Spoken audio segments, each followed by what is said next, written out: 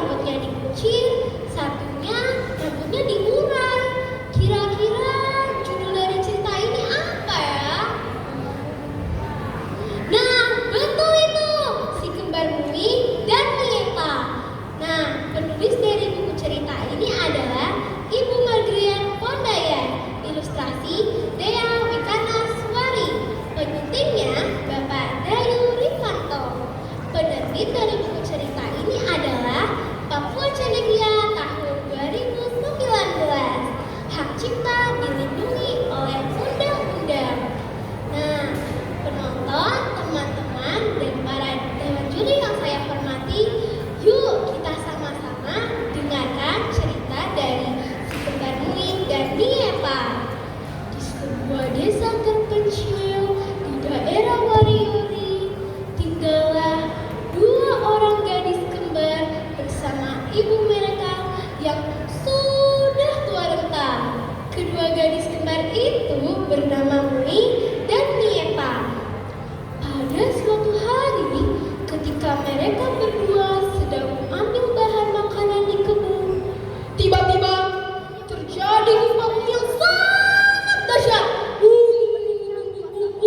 Tolong, tolong, ada gempa bumi, tolong, lari semuanya, lari.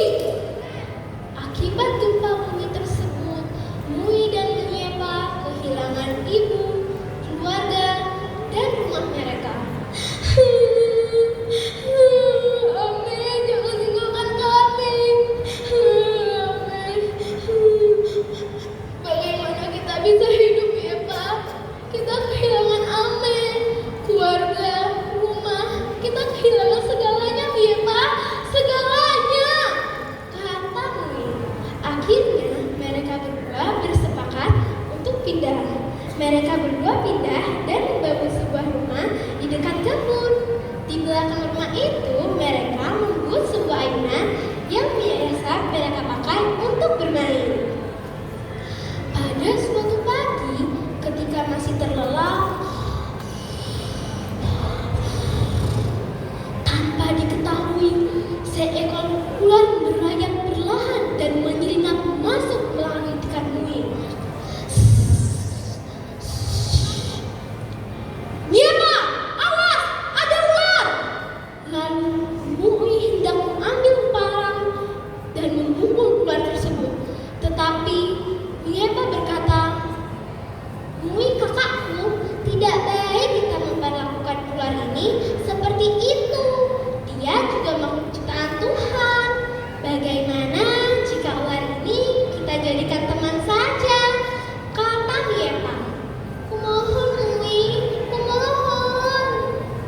Akhirnya Miepa memohon kepada kakaknya untuk mengizinkannya pergi dengan membawa ular itu sebagai temannya. Dia merasa senang sekali bisa berteman dengan ular tersebut. Teman, kita istirahat dulu. Saya sudah sangat lelah dan lapar. Tapi di sini tidak ada apa-apa untuk dimakan. Apalagi tidak terlihat ada perkampungan. Kata Miepa.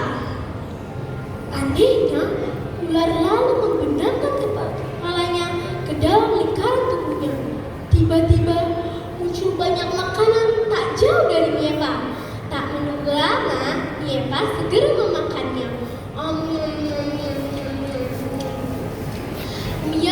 Miepa begitu kaget ketika selesai makan. Ular pun keluar dari lokernya dan berjalan menuju dirinya sembari berkata, Miepa, kumpulkan kayu agar kita dapat membuat api, karena malam akan segera tiba. Akhirnya, Miepa mengumpulkan kayu dan membuat api untuk menghangatkan tubuh mereka. Dan mereka pun bermalam di situ.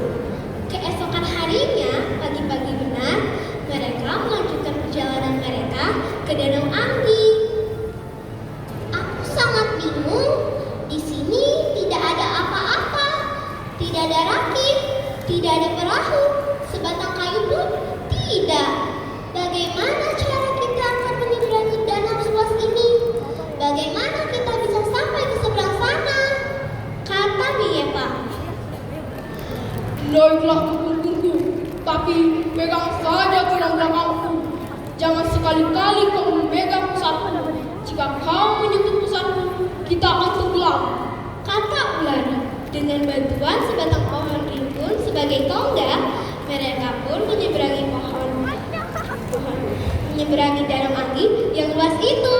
Ular pun sangat gembira dan bernyanyi, Om Yar, Om Yar, yang artinya ular kami tiup, angin bawa pergi. Bersama angin, bersama daun, aku dibesarkan. Sesampainya di danau Anggi, hari hampir gelap. Miepa mengumpulkan kayu dan membuat api di situ. Ular meminta Miepa untuk melingkari seluruh tubuhnya dengan daun tebu yang sudah kering. Mengapa daun tebu itu dililitkan ke tubuhmu, ular? Ucap Miepa. Seluruh tubuh ular mulai terbakar.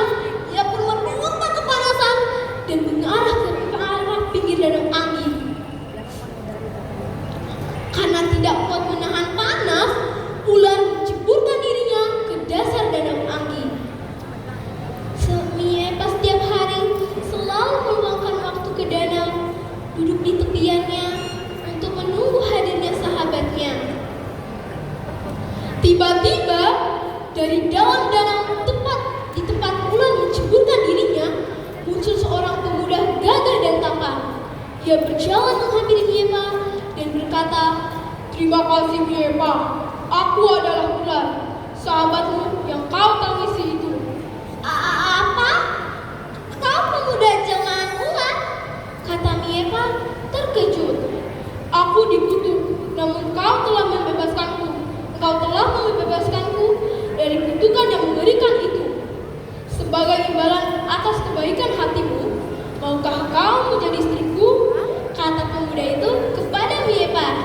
Dengan perasaan gembira, Miepa menerima lamaran pemuda itu dan mereka pun hidup bahagia selamanya. Tamat. Pesan yang dapat kita ambil dari